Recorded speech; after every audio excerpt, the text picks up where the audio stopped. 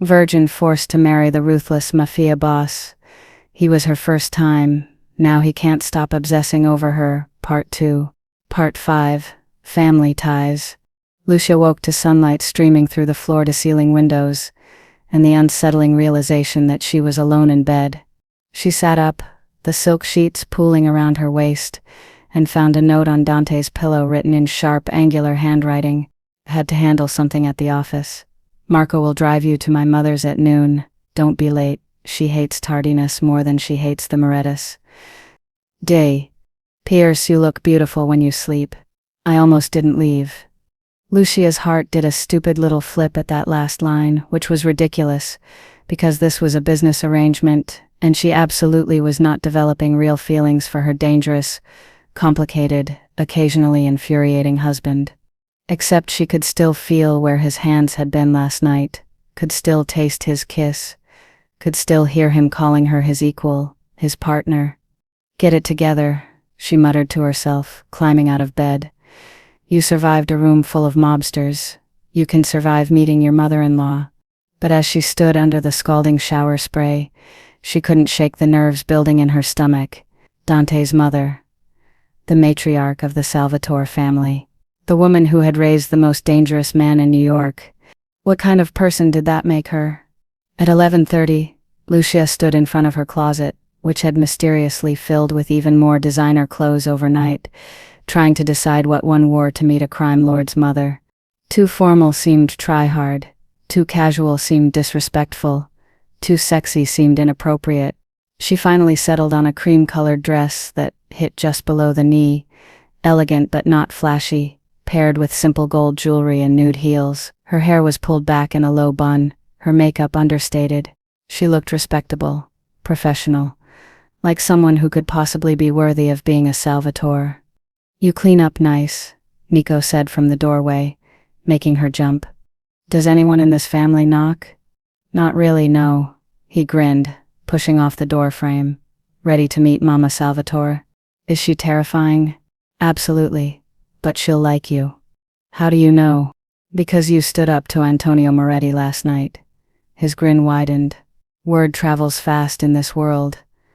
By this morning, every family in the city knew that Dante's new wife put the Moretti heir in his place.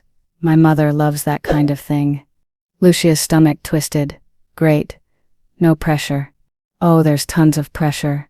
She's going to interrogate you about everything from your family history to your favorite pasta shape. But if you survived last night, you can survive this. He checked his watch. Marco's waiting downstairs. Try not to look so terrified. Sharks can smell fear. You're really bad at pep talks. I know. It's part of my charm. The Salvatore family estate was in Westchester, about an hour north of the city. As Marco drove through increasingly wealthy neighborhoods, Lucia's anxiety ratcheted up with every mile. The house mansion really sat on at least 5 acres of perfectly manicured grounds. It was classic Italian architecture, all stone and arched windows and climbing ivy, the kind of place that screamed old money and older power. Security guards flanked the gates. Cameras tracked their approach.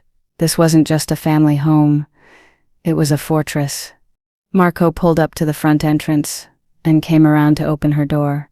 Mrs. Salvatore is expecting you in the garden, straight through the house, out the French doors. You're not coming?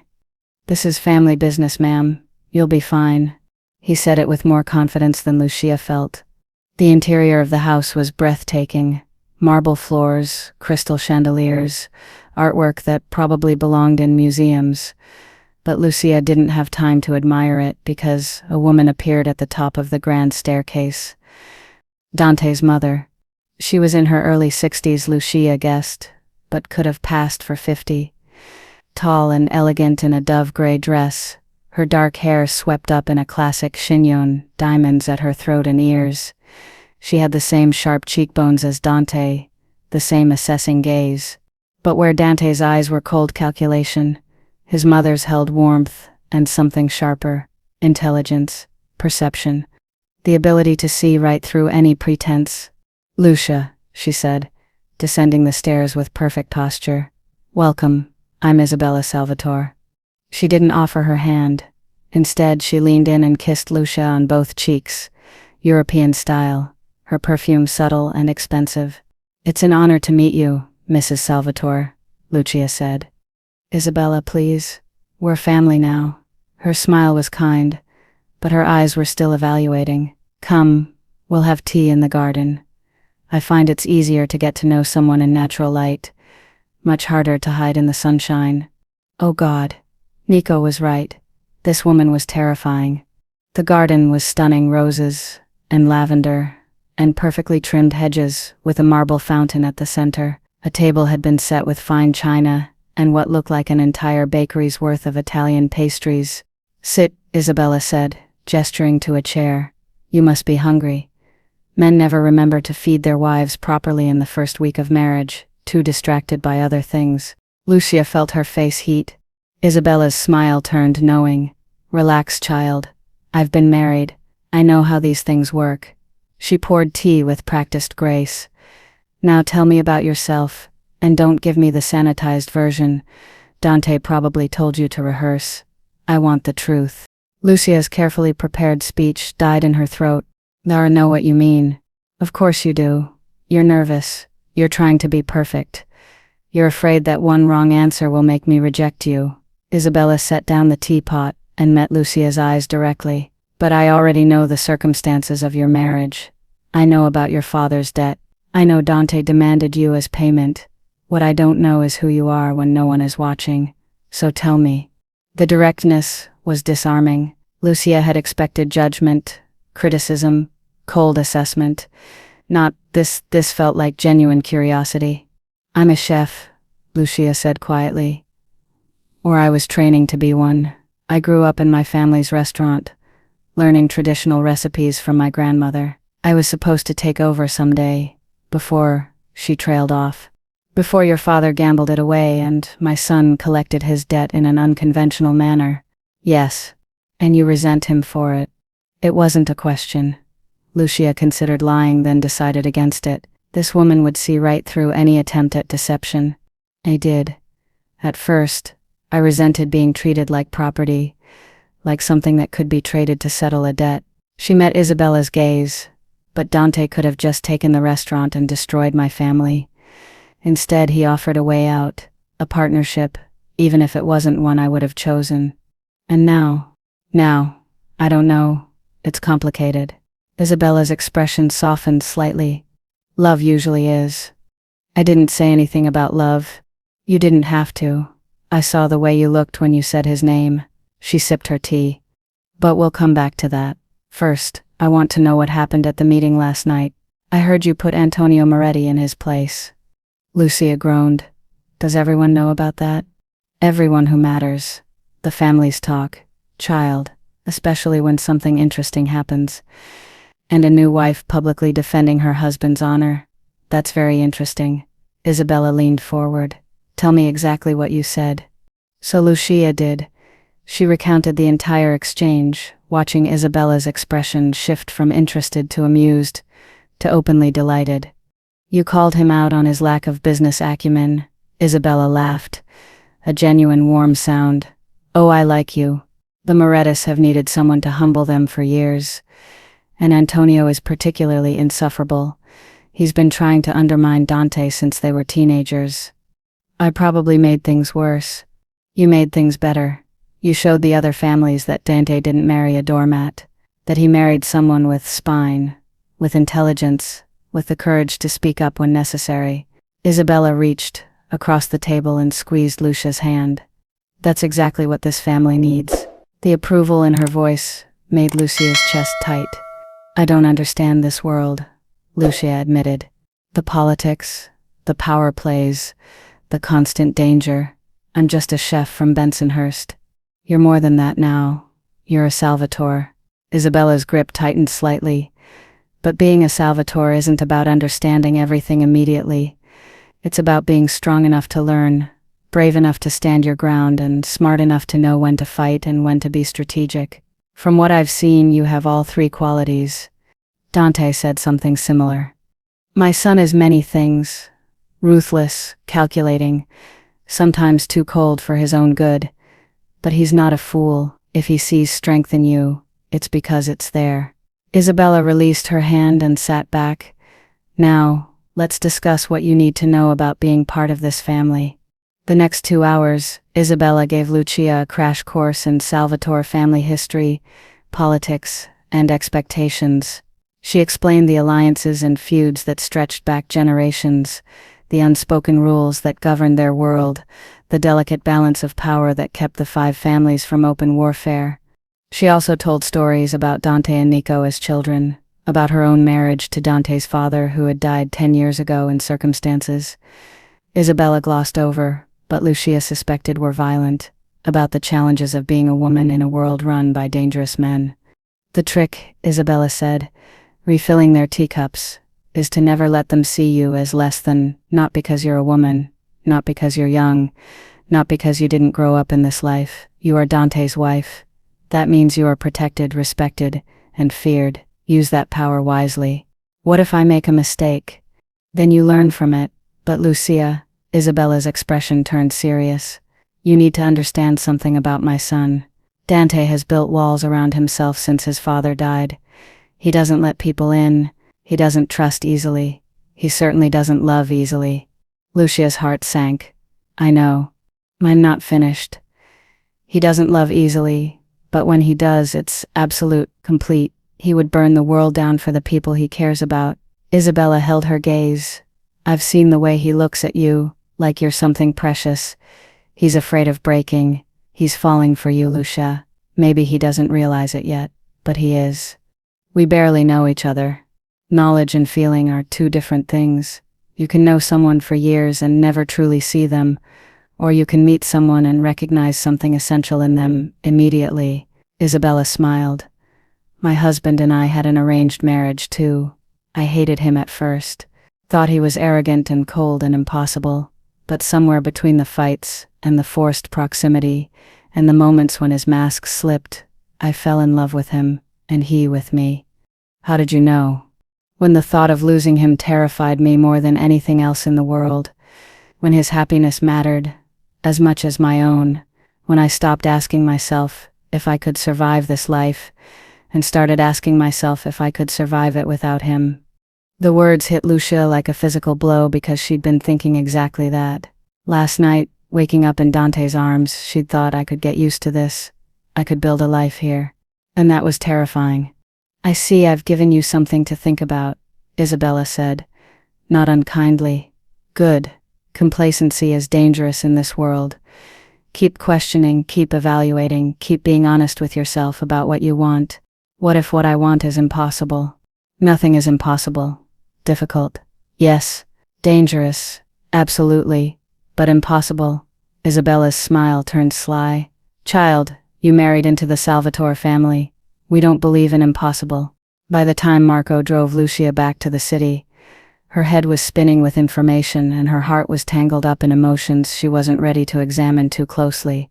Isabella had given her books, family histories, photo albums, even some of Dante's childhood drawings, which were surprisingly good and featured a lot of dragons and swords. She'd also given her phone numbers, her own, plus contacts for the family lawyer, doctor, and what Isabella called crisis management. But Lucia suspected was a cleaner. Welcome to the family had never felt so literal or so overwhelming. The penthouse was dark when she arrived, and for a moment Lucia felt a pang of disappointment. But then she saw light coming from under the door of what she'd learned was Dante's office. She knocked softly. Come in. Dante sat behind a massive desk, his jacket discarded, his shirt sleeves rolled up, a tumbler of amber liquid at his elbow. He looked exhausted, with shadows under his eyes and tension in his shoulders. But when he saw her, his expression softened. How was my mother? Terrifying. Wonderful. Informative. Lucia crossed to the desk.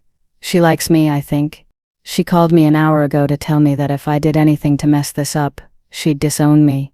A smile tugged at his lips. So yes, she likes you. She told me stories about you as a child. Apparently you once tried to run away to Italy to join the circus. I was 7 and obsessed with trapeze artists. We don't talk about it, but he was smiling now.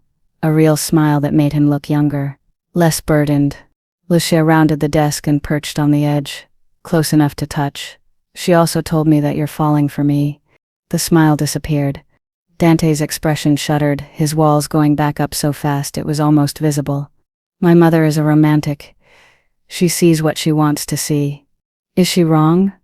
Lucia, because I think I might be falling for you too, she said, her heart pounding, and I don't know what to do about it because this was supposed to be business, and now it's not. Dante stood abruptly, the chair scraping back, and for a moment, Lucia thought he might walk away, shut down the conversation, retreat behind those impenetrable walls. Instead, he cupped her face in his hands and kissed her. It was different from last night's desperation. This was slow, searching, almost tender, like he was asking a question he didn't have words for. When he pulled back, his forehead rested against hers. I don't know how to do this, he admitted, his voice rough. I don't know how to be soft, vulnerable. I've spent my entire life building armor, and you just walk in and crack it? Shatter it.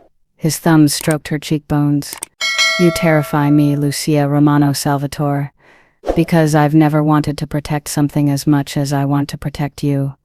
I've never cared if someone saw the parts of me I keep hidden. But with you, you don't have to hide, she whispered. Not with me. What if you don't like what you see? What if I do? He kissed her again, and this time, it felt like a promise, like a beginning. When he finally pulled away, his eyes were dark with emotion. I'm not good at this. At feelings. At being someone's husband in more than just name. Good thing we have time to figure it out. Is that what you want? Time? A real marriage? Lucia's heart hammered against her ribs. This was the moment, the choice. She could keep her distance, maintain the business arrangement, protect her heart, or she could take the leap.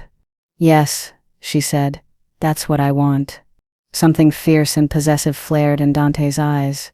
Then that's what you'll have. But Lucia, if we do this, if we make this real, there's no going back. I don't do halfway. I don't share. If you're mine, you're mine. Completely. I wouldn't expect anything less from you. Good. He pulled her off the desk and into his arms. Because I'm done pretending this is just business. I'm done keeping my distance. I'm done fighting what I feel. What do you feel? He smiled against her hair. Like I just won the most important negotiation of my life. Lucia laughed, the sound surprising her. When was the last time she'd felt this light? This hopeful?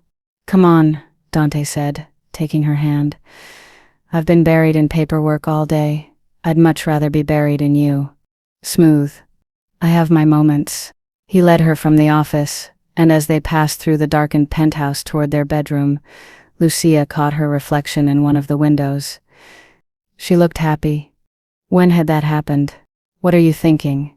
Dante asked, noticing her pause. That maybe arranged marriages aren't so bad after all. Maybe, he agreed, pulling her close. Or maybe we just got lucky. You don't believe in luck? I didn't, until you. And as he kissed her again, Lucia thought that maybe, just maybe, this crazy, dangerous, impossible situation might actually work out. She was a chef from Bensonhurst, who'd married a mafia boss to save her family's restaurant. He was a cold, calculating crime lord who'd started to thaw the moment she'd walked into his life. Together they were something neither of them had expected. Something real. Later, much later, wrapped in tangled sheets with Dante's steady breathing indicating he'd finally fallen asleep, Lucia's phone buzzed with a text. It was from Isabella. I knew you'd be good for him. Welcome to the family, daughter. Now get some sleep. You have lunch with the other wives tomorrow. They're going to eat you alive, if you look tired. Lucia groaned quietly. Other wives. Of course there were other wives. This family just kept getting more complicated. But as she settled back against Dante's chest, feeling his arm tighten around her even in sleep, she realized she didn't mind the complications. Not anymore. Part 6. The Wives' Circle. Lucia woke to the smell of coffee and the sound of Dante on the phone, his voice low and clipped as he paced the bedroom in nothing but black boxer briefs. I don't care what Castellano thinks. The shipment goes through our route, or it doesn't go through at all. No, Tell him if he has a problem with it. He can take it up with me directly. Fine. Set up a meeting for Thursday. He ended the call and tossed the phone onto the nightstand, then noticed Lucia watching him. Morning, he said, crossing to the bed. Sleep well? Until you started threatening people at 7 in the morning. Technically it's 7:30. And I wasn't threatening. I was negotiating firmly. He leaned down and kissed her, his hand sliding into her hair. You have lunch with the wives today. Lucia groaned. Your mother already texted me about it. How bad is it going to be? That depends. Can you deflect passive-aggressive comments while maintaining perfect posture and discussing the weather? That doesn't sound promising. It's not. But you handled my mother, and she's tougher than all of them combined. He straightened, grabbing a shirt from the closet. Marco will drive you to La Fontana at noon. It's a restaurant we own, so you'll be safe. Carla Russo is hosting. She's the oldest of the wives. Usually sets the tone. Be polite, be charming, and don't let them smell weakness. Again with the shark metaphors. Because they're accurate. He buttoned his shirt, watching her in the mirror. These women have survived decades in this world. They know every secret, every scandal, every power play. They'll probe for information, test your loyalty, and judge whether you're worthy of being one of them. No pressure or anything. Dante turned, crossing back to the bed. He caught her chin, tilting her face up to meet his eyes. You stood up to Antonio Moretti. You charmed my mother. You can handle a lunch with gossiping wives. You have a lot of faith in me. I do, he kissed her again, deeper this time. Because you're stronger than you think, and because you're mine, which means you have the entire Salvatore family backing you. The possessiveness in his voice should probably bother her. Instead, it sent heat pooling in her belly. Dante. I know. I have to go. But he didn't move. His thumb stroking her jaw. Tonight, we're having dinner. Just us. No business, no family, no interruptions. Is that even possible in your world? I'll make it possible. One more kiss, quick and fierce. Good luck today, Mowgli. Make them regret underestimating you. And then he was gone, leaving Lucia alone with her nerves and the growing realization that her life had become completely unrecognizable in the span of a week. At exactly noon, Marco pulled up to La Fontana, an elegant Italian restaurant in the heart of Little Italy, the kind of place with white tablecloths, fresh flowers, and prix-fixe menus that cost more than most people's car payments. A hostess, young, beautiful, probably terrified, greeted Lucia at the door. Mrs. Salvatore, they're expecting you. Right this way. The private dining room was at the back, secluded and soundproofed, because of course it was. Can't have civilians overhearing mafia wife gossip. 4 women sat around an elegantly set table, and all conversation stopped when Lucia entered. The oldest, Carla Russo, Lucia assumed was in her 60s, impeccably dressed in Chanel, her silver hair styled in a classic bob. She smiled, but it didn't reach her eyes. Lucia, welcome, dear. Come, sit. She gestured to an empty chair. We were just discussing you. Of course they were. The other women introduced themselves. Maria Castellano, 50s, warm smile but calculating eyes. Gianna Vitali, 40s, beautiful in an intimidating way, dripping in jewelry, and Sofia Moretti. Lucia's stomach dropped. Sofia was younger than the others, early 30s, with dark hair and sharp features that reminded Lucia uncomfortably of Antonio. She looked Lucia up and down with undisguised disdain. So you're the girl who caused such a scene at the meeting, Sofia said, her voice saccharine. How brave of you. I wouldn't call it brave, Lucia said carefully, taking her seat. Just honest. Honest, Sofia laughed. How refreshing. Most of us learn to be more diplomatic. Sofia, darling, let's not start, Carla said, though her tone suggested she was enjoying this. Lucia is new to all this. We should make her feel welcome. The subtext was clear. Welcome to the arena. Let's see if you survive. A waiter appeared with champagne, and Lucia accepted a glass gratefully. She had a feeling she was going to need it. So Lucia, Maria said, her tone friendly but probing, tell us about yourself. I hear your family owns a restaurant. They do. Romano's Trattoria in Bensonhurst. Traditional Italian cuisine, family recipes going back 4 generations. How quaint, Sophia murmured. Lucia's fingers tightened on her champagne flute, but she kept her expression neutral. It's been in my family since my great-grandmother immigrated from Naples. She started with a small cart, selling arancini on the street. Now we seat 120. And yet your father gambled it away, Sophia said, false sympathy dripping from every word. How devastating that must have been. The table went quiet. This was the test. Sophia was pushing, trying to find a weak spot, a crack in Lucia's composure. Lucia met her gaze directly. It was, but it also led me to Dante, so I can't regret it entirely. How romantic, Sophia said, her tone making it clear she thought it was anything but a marriage born from debt, like something out of a Shakespearean tragedy. Or a smart business arrangement that benefited both families, Lucia countered, which, as I understand it, is how most marriages in this world work, unless yours was different, Sophia. Gianna choked on her champagne. Maria's eyes widened. Even Carla looked impressed. Sophia's face flushed. My marriage was a love match. Of course it was, Lucia said smoothly. I'm sure Giovanni is very easy to love. The sarcasm was subtle, but everyone caught it. Giovanni Moretti was known for being cold, ruthless, and unfaithful. A love match seemed unlikely. Ladies, Carla interjected, clearly deciding things were getting too interesting. Let's order, shall we? Lucia, have you been here before? No, this is my first time. The ossobuco is divine, and the wine selection is excellent.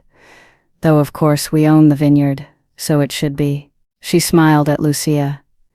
Did Dante mention that the Russos control most of the wine imports on the East Coast? And just like that, the conversation shifted to business, territories, imports, which families controlled what. It was fascinating and terrifying in equal measure, listening to these women discuss criminal enterprises with the same casual air other women might discuss book clubs. The Castellanos are expanding into Connecticut, Maria was saying. New casinos, very profitable, though the local politicians are being difficult. They always are until you find the right leverage, Gianna said. My husband just secured 3 new councilmen in Jersey. Amazing what you can accomplish with the right photographs. Blackmail. They were discussing blackmail over grilled bronzino and risotto. Lucia sipped her wine and tried to look like this was completely normal. What about you, Lucia? Carla asked. What are your plans now that you're a Salvatore? Charity work? Social events? Surely you're not planning to continue cooking? The way she said cooking made it sound like manual labor. Actually, I am, Lucia said. I'm passionate about it. I was training to be an executive chef before everything changed. How lovely, Sophia said. A working wife. How very modern of Dante. Dante supports my interests, Lucia said carefully. He understands that I have my own goals and ambitions. Does he? Sophia's smile was razor sharp. I'm surprised. The Salvatore men are usually so traditional. Control is very important to them. There was something in her tone, something that made Lucia's instincts prickle. Do you know Dante well? Lucia asked. We've known each other since childhood. Our families are very close. Sophia's eyes glittered. In fact, Dante and I were, well, let's just say there was a time when everyone assumed we'd end up together. Oh, where's my don't end? Lucia kept her expression neutral, but inside her stomach twisted. Sophia and Dante. Of course, it made sense. 2 powerful families, childhood friends, probably expected to marry and unite their territories. But then he met you, Sophia continued, her tone dripping with false sweetness, and threw all those expectations out the window, for a girl from Bensonhurst. How impulsive of him. Sophia, Carla said warningly. I'm just making conversation, Carla. Surely Lucia doesn't mind. Sophia turned her full attention to Lucia. Tell me, does Dante ever talk about the past, about the life he had before you? We focus on the present, Lucia said, proud of how steady her voice was. And the future. How diplomatic, Isabella must have coached you well. Isabella has been wonderful, Lucia said. She welcomed me into the family immediately, made me feel like I belonged. Isabella is a saint, Maria agreed. We all adore her. She's certainly very protective of Dante, Sophia said. I'm sure she's told you all about his quirks, his need for control, his tendency to shut people out when things get complicated. She was fishing, trying to find cracks in Lucia's marriage, weaknesses she could exploit. Lucia set down her wine glass and met Sophia's gaze directly. What Dante and I share is between us, she said quietly. I don't discuss my marriage with anyone, not even well-meaning friends with opinions about what my husband may or may not need. The table went silent. Sophia's smile turned brittle. I didn't mean to overstep. Of course you didn't, Lucia said, matching her tone exactly. Just like I'm sure you didn't mean to imply that my marriage is somehow less valid than yours simply because it started differently. I would never. Good. Then we understand each other. Lucia picked up her fork, signaling the conversation was over. This risotto is delicious. Maria, you mentioned the Castellano's own vineyards in Tuscany. Maria, bless her, took the conversational lifeline. Yes, 3 estates actually. You should visit sometime. It's beautiful in the fall. The rest of the lunch passed without incident, though Lucia could feel Sophia's glare boring into her throughout the meal. When dessert arrived, tiramisu that looked almost too beautiful to eat, Carla leaned toward Lucia. You handled that well, she said quietly. Sophia can be territorial about Dante. She took the news of his marriage quite hard. Were they together? Years ago. Nothing serious. But Sophia always assumed they'd eventually marry. When Dante chose you instead, Carla shrugged. Let's just say hell hath no fury like a Moretti scorned. Should I be worried? About Sophia? No. She's all bark, no bite. Besides, you're protected now. You're a Salvatore. Carla patted her hand. But between you and me, watch your back. The Morettis don't forget perceived slights. And you've embarrassed both Antonio and Sophia in the span of 48 hours. That kind of thing tends to fester. Great. Just what Lucia needed. An entire crime family holding a grudge. By the time Marco drove her back to the penthouse, Lucia was exhausted. The lunch had lasted 3 hours, and every minute had been a careful dance of words and subtext and power plays. She found Dante in the living room, jacket off, tie loosened, a tumbler of scotch in his hand as he stared out the windows at the city below. How was lunch? He asked, without turning around. Enlightening. Terrifying. Your ex-girlfriend hates me. Now he turned, his expression carefully neutral. Sophia. She conveniently forgot to mention that detail when she was implying, I'm not good enough for you. Sophia and I dated for 3 months when I was 22. It meant nothing. It meant something to her, apparently. Dante set down his glass and crossed to her, his hands settling on her waist. Lucia, look at me.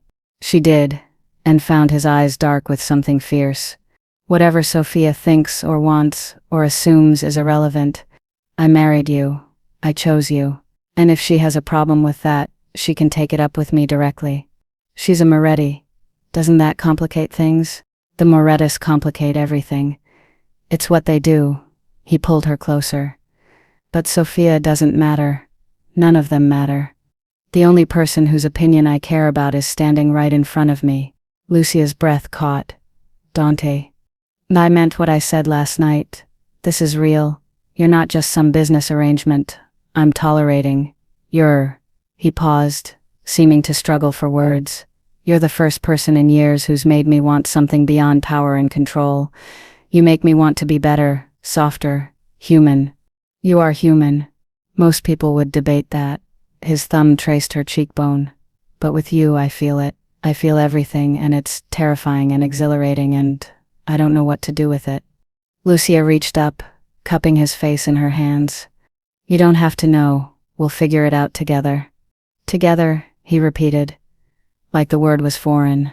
I'm not used to that, to partnership, to having someone who, he trailed off, his jaw clenching. Who what? Who I can't lose. His voice roughened. If something happened to you because of me, because of this life, Nothing's going to happen to me. You don't know that. This world is dangerous, Lucia. People die. People I care about. He stopped, pain flickering across his features so quickly she almost missed it. Her heart clenched. Your father. He was killed because someone wanted to hurt the family, used him to send a message. Dante's hands tightened on her waist. I won't let that happen to you. I can't. So what, you're going to lock me in this penthouse forever? Don't tempt me. Dante. She made him look at her. I knew the risks when I agreed to make this real. I'm not naive. I know your world is dangerous, but I'm choosing to be here anyway, with you. Why? Because somewhere between the forced marriage and the family meetings and the incredibly intense sex, I fell for you. The real you, not the cold mafia boss everyone else sees. She smiled. Even when you're being overprotective and possessive and slightly crazy. Slightly. Okay, very crazy. But it's part of your charm. He kissed her then, deep and possessive and full of all the emotions he couldn't quite voice. When he pulled back, his forehead rested against hers.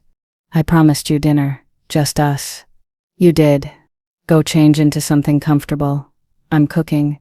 Lucia blinked. You cook? I'm Italian. Of course I cook. He smirked. What, you thought I survived on takeout and the blood of my enemies? The second one, mostly.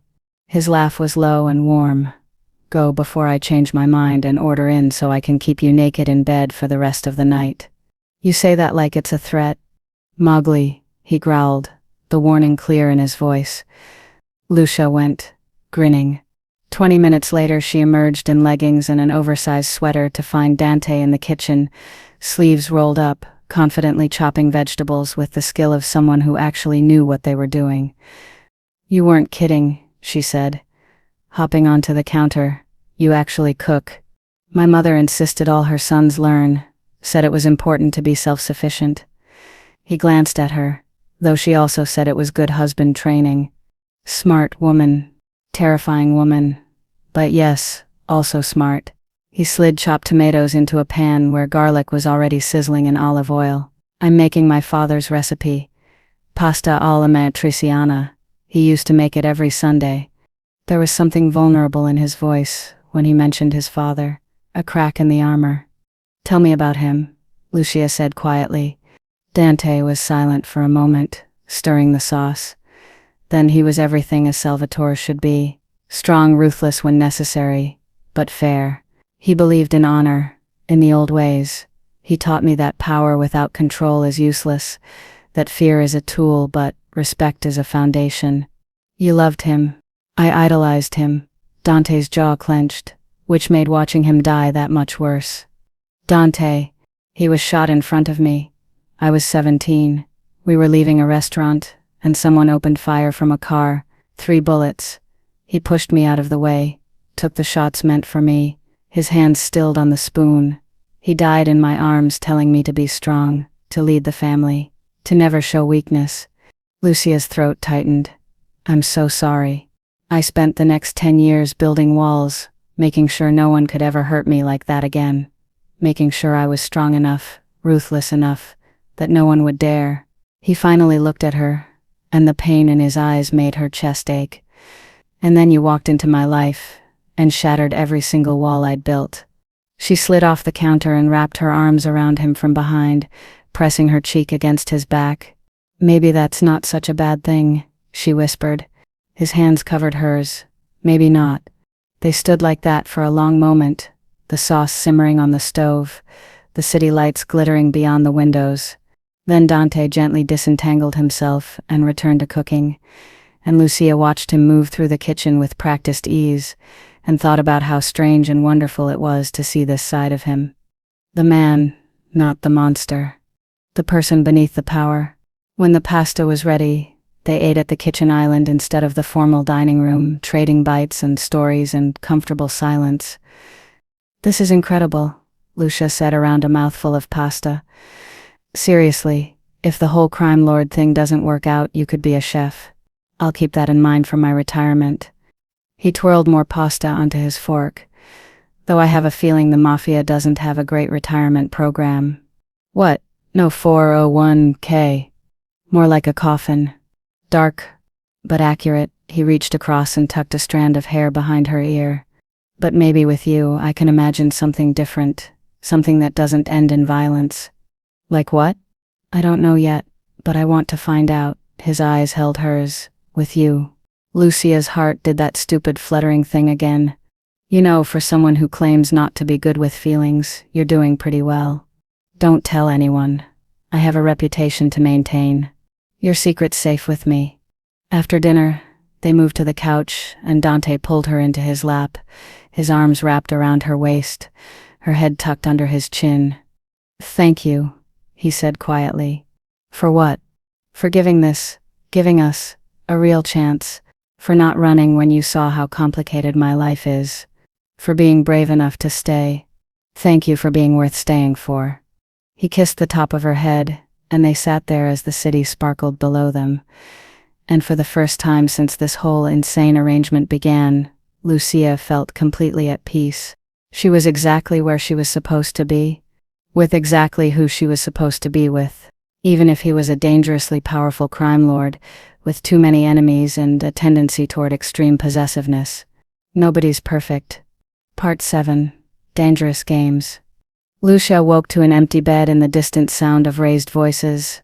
She sat up, heart pounding, and checked the clock. 3:47 a.m.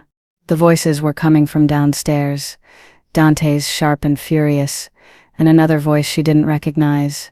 She grabbed one of Dante's shirts from the closet, pulling it on over her sleep shorts, and crept to the bedroom door. Don't care what Moretti thinks he's entitled to, Dante was saying, his voice cold enough to freeze. He moves on that territory, and it's war. Boss, I'm just telling you what I heard. Then hear this. Anyone who sides with the Morettis becomes an enemy of this family. Spread the word. Footsteps. The front door opening and closing. Then silence. Lucia waited a moment before heading downstairs. She found Dante in his office, standing behind his desk, both hands braced on the surface, his head bowed. The lamp cast harsh shadows across his face, making him look older, harder. Dante? His head snapped up, and for a split second she saw pure fury in his eyes before recognition softened his expression. What are you doing up? You were yelling. What's going on? He scrubbed a hand over his face. Business. Nothing for you to worry about. Don't do that. Do what? Shut me out. You said we were partners. That this was real. She crossed to the desk. So tell me what's happening. Dante studied her for a long moment, clearly warring with himself. Finally he sighed and gestured to one of the leather chairs. Sit. She did, and he poured himself a drink, straight whiskey, no ice, before settling into the chair next to her instead of behind the desk. A small gesture, but significant, equals, not boss, and subordinate. The Morettis are making a move, he said quietly, testing boundaries, seeing how far they can push before I push back.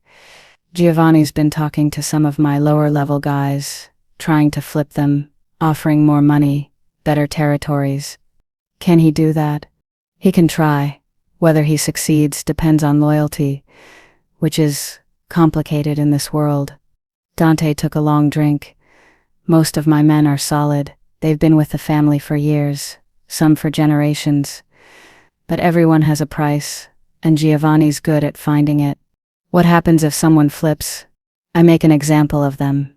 His voice was flat, emotionless. Betrayal gets one response in this life. A permanent one. Lucia's stomach twisted. She'd known intellectually what Dante was capable of, but hearing him talk about it so casually was different. You're thinking I'm a monster, he said, watching her face. No, I'm thinking this world has different rules than the one I grew up in. That's a diplomatic way of saying yes. Dante. She reached over and took his hand. I'm not naive. I know you've done things, violent things. I know that's part of who you are, what your position requires. I'm not going to judge you for surviving in the world you were born into. His fingers tightened around hers. Most people would. I'm not most people. I'm your wife. She paused. But I need you to be honest with me. All of it, not just the sanitized version. If we're doing this, really doing this, I need to know what I'm part of. Dante was quiet for a long moment, studying their joined hands. When he spoke, his voice was rough. I've killed people, Lucia. Not many. I have people for that. But enough. I've ordered deaths, sanctioned hits, made people disappear. He met her eyes. I've broken bones and ruined lives and done things that would make you sick if you knew the details. Why are you telling me this? Because you deserve to know exactly who you married. Not the version I show the world, not the man I am when I'm with you, the real me, the one who has blood on his hands and always will. Lucia's heart hammered, but she didn't pull away. Are you trying to scare me off? I'm trying to give you an out. Before you're in too deep. Before he stopped, his jaw clenching. Before what? Before I love you too much to let you go. The words hung in the air between them, raw and vulnerable, and terrifying. Dante, I know it's too soon. I know we barely know each other. But Lucia, when I look at you, I see a future I never thought I'd have. Something beyond this life, beyond the violence and the power plays. I see mornings and dinners, and growing old with someone who actually knows me. His voice cracked slightly. And it scares the hell out of me, because I don't know how to protect that, how to protect you. Lucia slid from her chair onto his lap, straddling him, her hands cupping his face. You can't protect me from everything, and I don't need you to. What I need is for you to be honest with me. To let me in, to trust that I'm strong enough to handle the truth. What if the truth drives you away? What if it doesn't? She kissed him softly. I'm not going anywhere, Dante. Not because of who you are or what you've done. I see you, all of you, and I'm staying.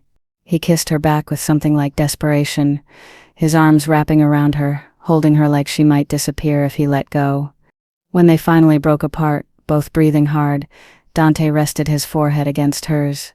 The Morettis are going to escalate, he said quietly. Giovanni's been looking for an excuse to move on my territory for years. My marriage to you, taking you instead of Sophia, gave him the justification he needed in the eyes of the other families. So this is my fault? No, this was always going to happen. You just accelerated the timeline. His hands tightened on her waist, but it also means you're a target now. Giovanni will see you as a weakness, something he can use against me. What do? You stay close. You don't go anywhere without Marco. And at least 2 guards. You avoid the Morettis at all costs. And if anything feels wrong, you call me immediately. You're scaring me. Good, you should be scared. Fear keeps you alert, keeps you alive. He tucked a strand of hair behind her ear. I won't let anything happen to you, Lucia. But I need you to be smart, careful. I will be. Promise me. I promise. He kissed her again, softer this time, then stood with her still in his arms and carried her back upstairs. But instead of the passion and heat of previous nights, he simply held her, his arms tight around her waist, his face buried in her neck, like he was trying to memorize the feel of her, like he was already preparing to lose her. The next morning, Lucia woke to find Dante already gone, and 4 security guards stationed around the penthouse instead of the usual 2. Marco was waiting in the kitchen, looking grim. Mrs. Salvatore, boss wants me to accompany you everywhere today. No exceptions. Even the bathroom? I'll stand outside. His expression didn't change. This isn't a joke, ma'am. The situation with the Morettis is serious. Lucia poured herself coffee, trying to calm her nerves. What exactly happened? Not my place to say. But you should know, the boss doesn't usually get this protective unless the threat is real. Great, just great. Her phone buzzed with a text from Isabella. Lunch today? I have some things to discuss with you. Come to the estate at noon. Lucia showed the message to Marco, who nodded. That's fine. The estate is secure. I'll drive you. At least she'd have something to do besides sit in the penthouse worrying about mafia politics and territorial disputes. The drive to Westchester was tense. Marco kept checking the rearview mirror, and twice he took seemingly random turns that Lucia suspected were counter-surveillance measures. Are we being followed? She asked. Not currently, but I'm not taking chances. They arrived at the estate without incident, and Isabella was waiting in the garden again, this time with a bottle of wine already open. "Darling," she said, kissing Lucia's cheeks. "You look exhausted. Dante kept you up all night." In a manner of speaking, Lucia accepted a glass of wine. "He told me about the Morettas." So he's finally being honest with you. Good." Isabella settled into her chair with practiced grace. "I was wondering when he'd stop trying to protect you from the reality of this life. You don't seem worried." "I'm terrified. But I've been terrified for 30 years. You learn to hide it." She sipped her wine. "The Morettas have been a problem since before Dante was born. His father and Giovanni's father had a complicated relationship. Lots of bad blood, old grudges. Sophia said she and Dante were close." "Sophia says a lot of things, most of them designed to cause maximum drama." Isabella's expression hardened. She and Dante dated briefly when they were young and stupid. It meant nothing to him. To her, it meant everything. When he didn't propose, she married Giovanni's son Marco, Antonio's older brother, purely out of spite. Wait, Sophia's married to Antonio's brother? Marco died 3 years ago. Car accident. Though there were rumors it was something more intentional. Isabella's eyes were sharp. Sophia's been a widow ever since, living with her in-laws, making everyone miserable with her constant pining for what could have been with Dante. That's sad. That's pathetic. Dante never loved her. He was very clear about that. But Sophia built an entire fantasy in her head, and when reality didn't match it, she decided to make it everyone else's problem. Lucia thought about Sophia's behavior at lunch, the barely concealed hostility, the pointed comments. It all made more sense now. Is she dangerous? Sophia? No, she's vindictive and petty, but not dangerous. Her father-in-law, however, Isabella's expression turned serious.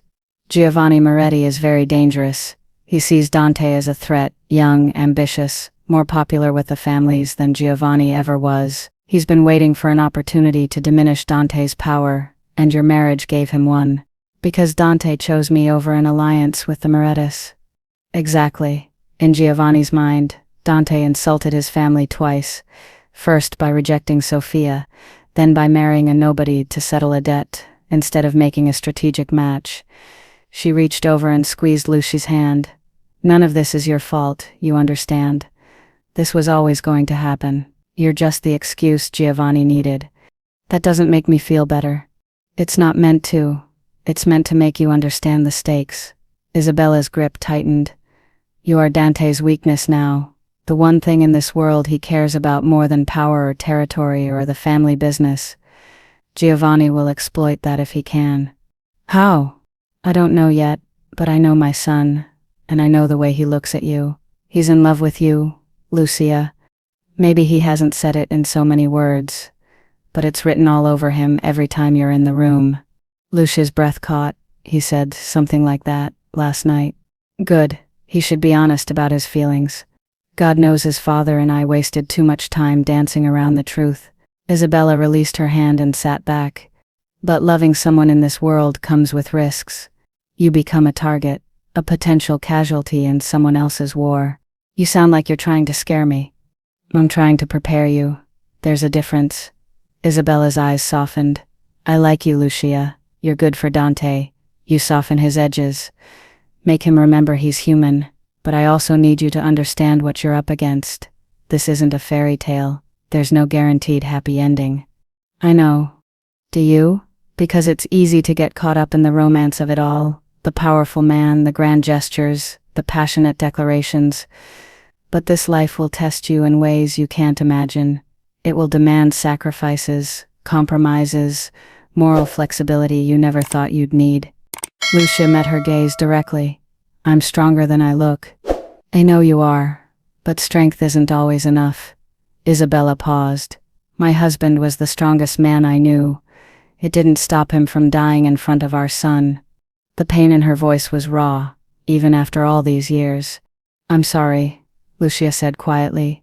"Don't be sorry. Be smart. Be careful. And if the time comes when you have to choose between your safety and Dante's pride, choose your safety. He'll be furious, but he'll forgive you. What he won't forgive is you getting hurt because you were trying to be brave. Isabella, promise me, Lucia, if things get dangerous, truly dangerous, you'll run, you'll save yourself, even if it means leaving Dante behind. Lucia wanted to protest, to say she'd never leave, that they were in this together, but the desperation in Isabella's eyes stopped her. This woman had lost her husband to violence, had watched her son become harder and colder to survive in this world, had spent decades navigating the knife's edge of mafia politics. If she was scared, Lucia should be terrified. I promise, Lucia said, even though the words tasted like a lie. By the time Marco drove her back to the city, Lucia's head was spinning with everything Isabella had said. The warnings, the history, the brutal honesty about the dangers of loving a man like Dante. She should probably be more scared than she was, but mostly she just wanted to see her husband. The penthouse was dark when she arrived, and panic seized her for a moment before she found Dante in his office, bent over paperwork, his face illuminated by the desk lamp. Dante. He looked up, and the relief that crossed his face was immediate and visceral. He stood, crossed to her in 3 strides, and pulled her into his arms. You're back. Good. His hands moved over her like he was checking for injuries. Marco said lunch with my mother went well. She's terrifying in the best way. That's accurate. He buried his face in her hair, breathing her in. I've been going insane all day knowing you were out of my sight, even with Marco and half my security team watching you. Your mother said you're in love with me. Dante went still, then slowly he pulled back to look at her. What did you say? Your mother. She said you're in love with me, that it's obvious to everyone. Lucia's heart was pounding. Is she right? For a long moment, Dante said nothing. Then yes. Just that. One word. Simple and direct and earth-shattering. You barely know me, Lucia whispered. I know enough. I know you're brave and stubborn and kind. I know you call me on my bullshit and don't back down even when you're terrified. I know you make me want to be better, softer, more human. His hands came up to cup her face. I know that the thought of losing you makes me want to burn the world down. So yes, Lucia, I'm in love with you, completely, irrevocably, probably stupidly, given the circumstances. Tears stung her eyes. I love you too. You don't have to say that just because I'm not. I mean it. She gripped his wrists, holding his hands against her face. I'm in love with you, Dante Salvatore. And I know it's crazy, and fast and complicated. But I don't care. I'm all in. He kissed her like a man drowning like she was oxygen and he'd been suffocating. Lucia kissed him back with everything she had, pouring all her fear and hope and love into it. When they finally broke apart, both breathing hard, Dante rested his forehead against hers. I will do everything in my power to keep you safe, he said, his voice rough. I will move heaven and earth to protect you. I will kill anyone who tries to hurt you. Do you understand? I understand, and I love you anyway. You're insane. Probably, but I'm yours.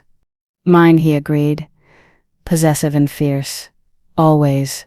He carried her to the bedroom, and they made love slowly, tenderly, like they were trying to memorize every touch, every kiss, every moment. Because in this world, moments like this were precious, and neither of them knew how much time they had left. Lucia woke at dawn to Dante's phone ringing insistently.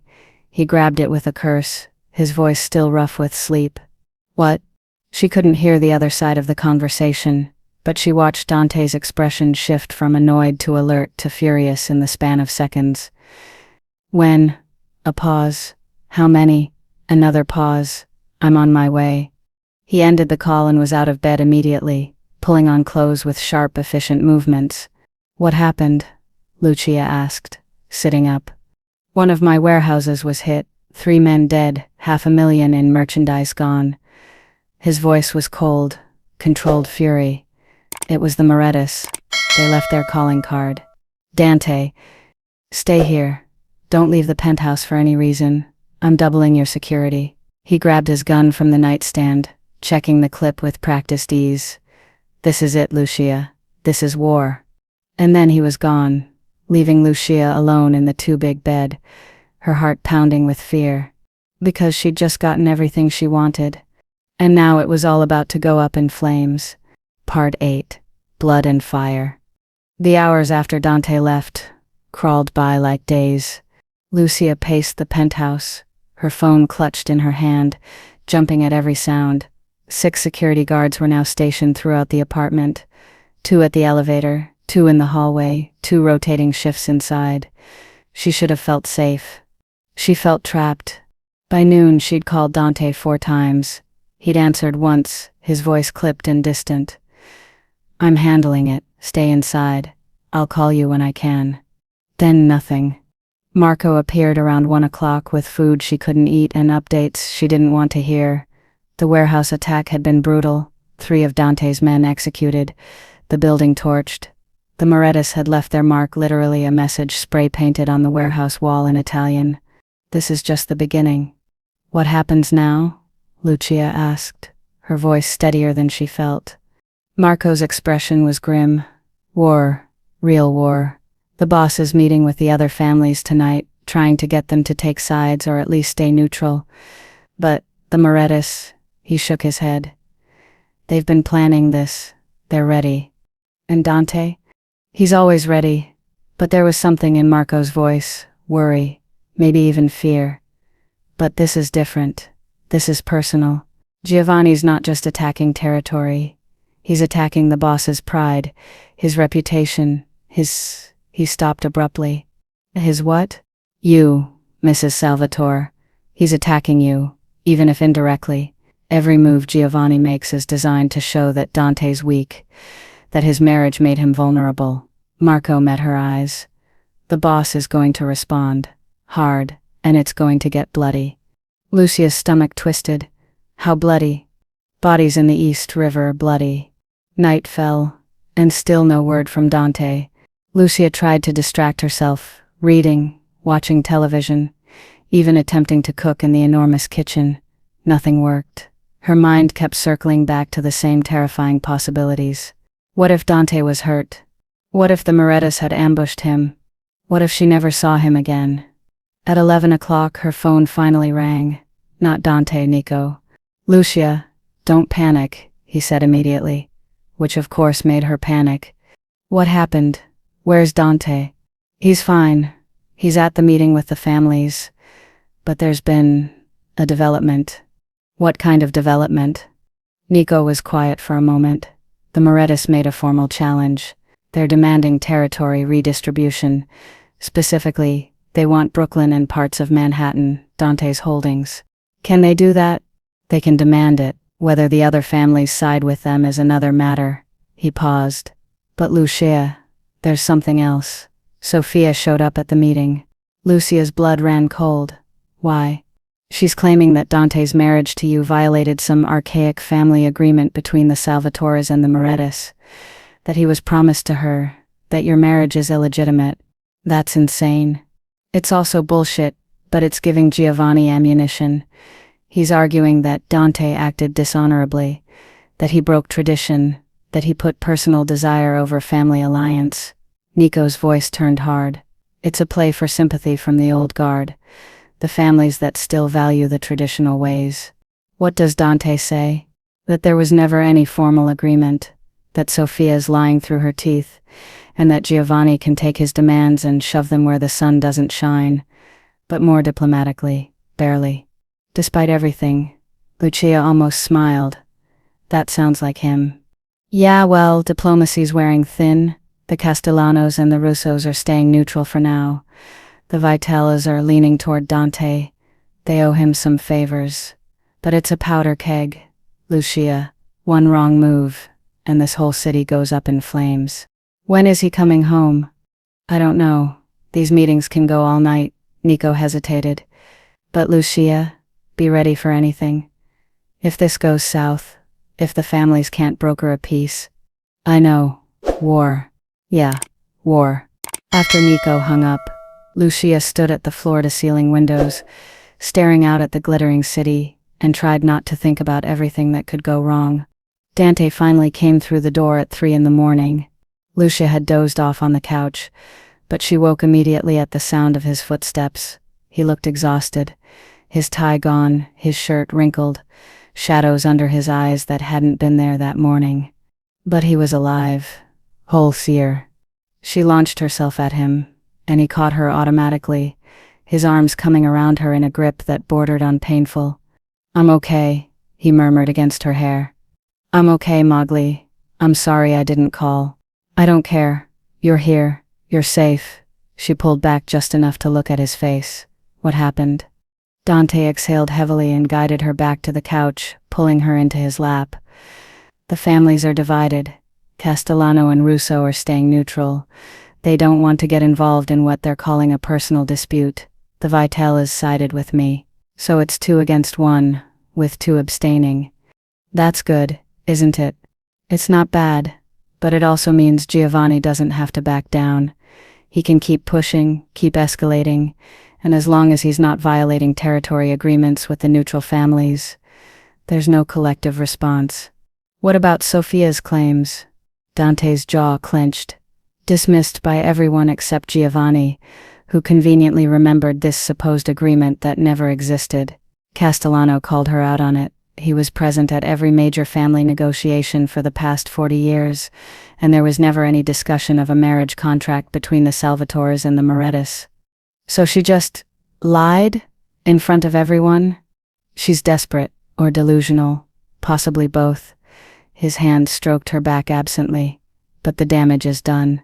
Giovanni used her testimony to paint me as dishonorable, impulsive, ruled by lust rather than logic.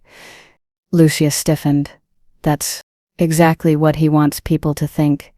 That I'm weak, that marrying you was a mistake that made me vulnerable. His arms tightened around her. He's going to keep coming at us, Lucia. The warehouse was just the beginning. What do? We fortify. We prepare. We make sure Giovanni knows that any move against me will cost him more than he's willing to pay. Dante's voice turned cold, and we hit back. Hard enough that he thinks twice about escalating.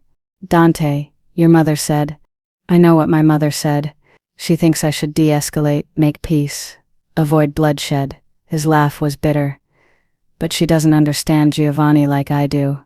He doesn't want peace. He wants me broken, humiliated, destroyed.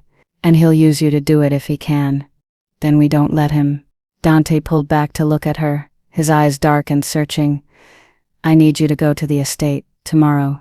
Stay with my mother, where it's secure. No. Lucia, no. I'm not leaving you. I'm not hiding while you fight this war. She cupped his face, forcing him to meet her eyes. I told you I'm all in. I meant it. We're in this together.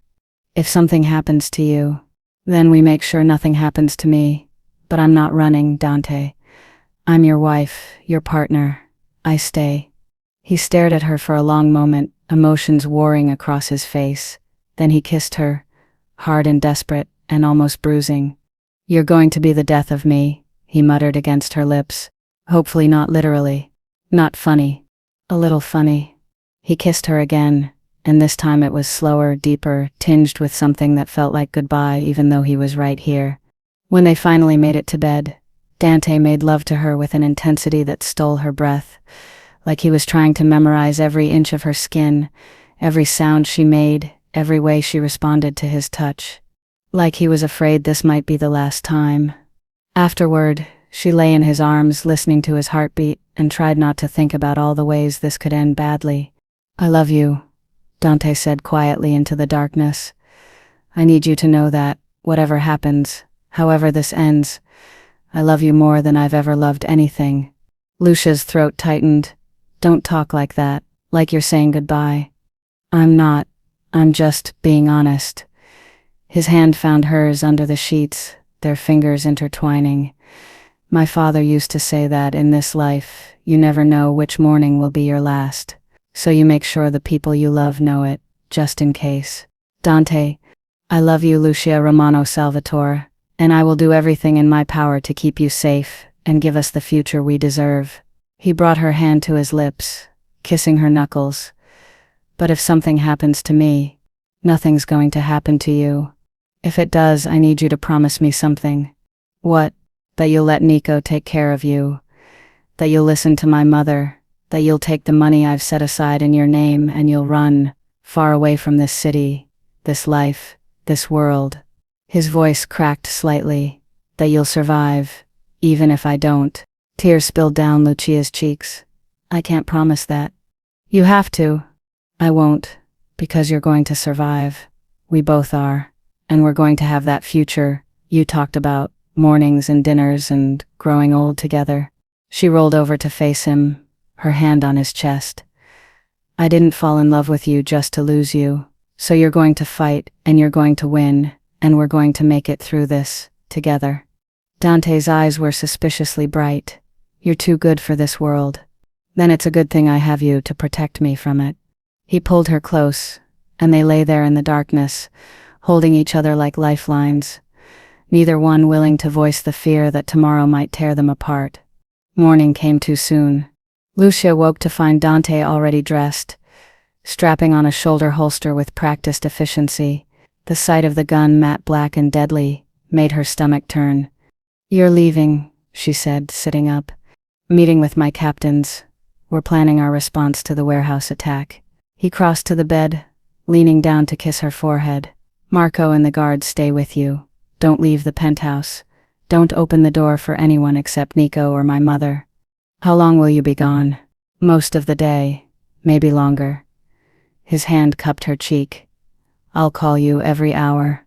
If I don't, you call Nico immediately. Understood? Understood. He kissed her properly then, slow and deep, like he was trying to pour everything he felt into it. When he pulled away, his eyes were dark with emotion. I love you. I love you too. Be careful. Always. But as she watched him walk out the door, gun hidden beneath his tailored suit jacket, Lucia had the terrible, bone-deep certainty that nothing about this situation was going to be careful. This was war. And in war, people died. The first call came at 9 o'clock.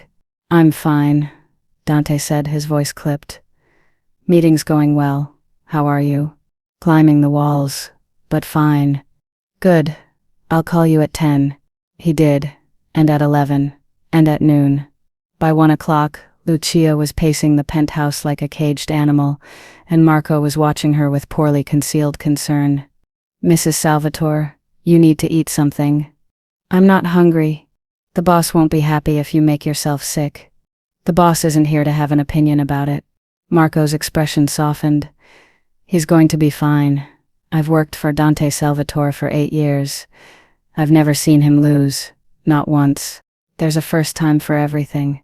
Not today. Lucia wanted to believe him. She really did. At 2 o'clock, her phone rang. Not Dante, Isabella. Darling, how are you holding up? I'm terrified and trying to hide it. How are you?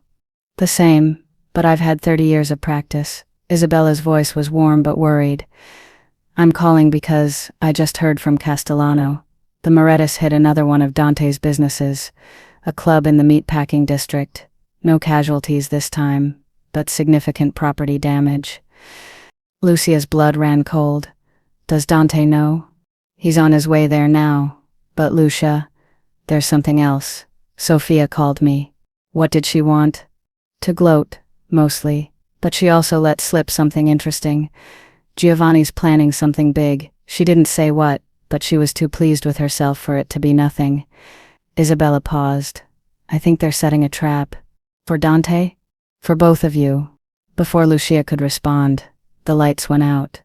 The entire penthouse plunged into darkness, and for a split second there was absolute silence. Then Marco's voice, sharp and urgent. Mrs. Salvatore, stay where you are. Don't move. Lucia froze, her heart hammering. She could hear the guards moving, radio chatter, the distinctive sound of guns being drawn. What's happening? She whispered. Power outage. Could be the building, could be. An explosion rocked the penthouse. Not inside, outside, close enough that the windows rattled and car alarms started blaring in the street below. That was a bomb, one of the guards said, his voice tight. Ground level looks like. Marco was on his radio immediately. Report. What's the damage? Static. Then a voice. Panicked. Lobby's compromised. Repeat. Lobby is compromised. multiple hostiles entering the building. Gunfire, unmistakable even through the radio. Then the radio went dead. Marco's face was pale but determined. "We need to move now, Mrs. Salvatore, with me." "What about Dante?" "I've already sent him an alert. He'll meet us at the safe house." Marco grabbed her arm, pulling her toward the private elevator at the back of the penthouse, the one only the family knew about. "But we need to go now." More gunfire, closer this time. The guards at the main entrance were returning fire, the sound deafening in the enclosed space. And then Lucia heard it, footsteps in the stairwell. Multiple sets, coming fast. The Morettis had found them, and they were coming for blood. Part 9, Fire and Vengeance, final part. Marco shoved Lucia into the private elevator just as the penthouse door exploded inward. The blast was deafening, wood and metal shrapnel flying, one of the guards going down immediately. The others returned fire, buying precious seconds as Marco slammed his hand on the elevator panel. "Move, move, move," he shouted into his radio. The elevator doors started to close, agonizingly slow, and Lucia watched in horror as armed men in dark tactical gear poured into her home. One of them spotted her, raised his weapon. Marco stepped in front of her, his own gun drawn, firing 3 shots in rapid succession. The man went down. The doors finally closed. The elevator began its descent, and for 5 seconds there was only the mechanical hum and Lucia's ragged breathing. "Are you hit?" Marco asked, checking her over quickly. No, I'm fine. But your men, doing their job, protecting you." His jaw was tight. "The boss is going to kill me if anything happens to you. The boss is going to kill Giovanni Moretti if anything happens to me," Lucia said, surprised by the steel in her own voice. Marco's grim expression shifted slightly. "Yeah, he will." The elevator opened into a sub-level parking garage Lucia had never seen before. Private, windowless, with reinforced concrete walls and a single black SUV waiting with its engine running. Nico was behind the wheel. "Get in," he barked. And Lucia didn't hesitate. Marco bundled her into the back seat and climbed in beside her. And Nico was already moving before the door fully closed. "Where's Dante?" Lucia demanded. "On his way. The club attack was a diversion. They drew him across town while they hit the penthouse." Nico's hands were white-knuckled on the steering wheel. "He's losing his mind. I've never heard him like that." "Like what?" "Feral. He's calling in every favor, activating every soldier, mobilizing the entire family." Nico took a corner hard enough to make the tires squeal. "The Morettis just made the biggest mistake of their lives. They went after you." Lucia's phone rang. "Dante. Are you hurt?" His voice was barely controlled fury. "I'm fine. I'm with Nico and Marco. We got out. Thank God." She heard him exhale shakily. "Lucia, listen to me. You need to go to the estate. My mother's expecting you. I've tripled security there." "Where are you?" "Heading to the Moretti compound." Ice flooded Lucia's veins. "Dante, no. They attacked my home. They tried to kill my wife. There's only one response to that." His voice turned cold. "I'm ending this. Tonight. You can't just..." "I can and I will. Giovanni Moretti signed his death warrant the moment he sent men after you."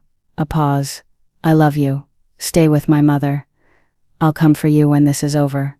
"Dante, please." But the line went dead. Lucia stared at the phone, her heart hammering. She looked at Nico in the rearview mirror. "He's going to attack the Morettis directly, isn't he?" "Yep. That's suicide. Even with all his men, the Morettis have home advantage fortifications." "I know. We have to stop him. No offense, Mrs. Salvatore, but nobody stops Dante when he's like this. Best we can do is back him up and try to minimize casualties on our side." "Then take me with you." Both Nico and Marco turned to stare at her. "Absolutely not," Marco said. "The boss would kill us," Nico added. "The boss is about to get himself killed because he's too angry to think straight," Lucia shot back. "And the only person who can talk him down is me." "You don't talk down a Salvatore in war mode," Nico said. "Trust me, I've tried. Our father was the same way once the blood rage hit. There was no reasoning with him." I'm not trying to reason with him. I'm trying to save his life. Lucia leaned forward. Nico, please. If Dante dies tonight, it's because he's being reckless. Because he's too consumed by protecting me to protect himself. I can't let that happen. Nico was quiet for a long moment, his jaw working. Finally, Marco, what do you think? I think the boss is going to kill us either way. Might as well die doing something useful. Terrible logic. I like it. Nico changed direction, heading south instead of north toward Westchester. But if we do this, you stay in the car, Mrs. Salvatore. No matter what happens, you stay in the car. Agreed. Lucia wanted to argue, but she knew she'd already pushed her luck. Agreed. The Moretti compound was in Red Hook, Brooklyn, a converted warehouse complex, surrounded by high walls and armed guards. By the time they arrived, Dante was already there. And he'd brought an army. At least 30 vehicles surrounded the compound, and twice that many men in dark suits, all armed, all waiting for the signal. It looked like a military operation. Nico parked half a block away, and they could see Dante at the front, conferring with his captains. Even from a distance, Lucia could see the tension in his shoulders, the controlled violence in every movement. He was a powder keg about to explode. Stay here, Nico said. Already getting out. Marco, you're on her. Don't let her leave this vehicle. With my life, Marco confirmed. Nico jogged toward Dante and Lucia watched as the brothers talked. Dante's head snapped up, his eyes immediately finding the SUV. Finding her. Even across the distance, she felt the impact of that gaze. Then he was moving, striding toward the vehicle with purpose, and Marco wisely got out to give them privacy. Dante yanked open the door. What the hell are you doing here? Stopping you from doing something stupid. Lucia, this is a war zone. I know, that's why I'm here. She grabbed his hand, pulling him partially into the vehicle. Dante, I know you're angry. I know you want to make them pay for what they did. But if you go in there like this, all rage and no strategy, you're going to get yourself killed. I don't care. Well, I do. Her voice cracked. I didn't survive an attack on our home just to lose you to your own recklessness. Think, Dante. If you die tonight, Giovanni wins. He destroys the man he sees as a threat, and the Salvatore family falls apart without you. Then Nico.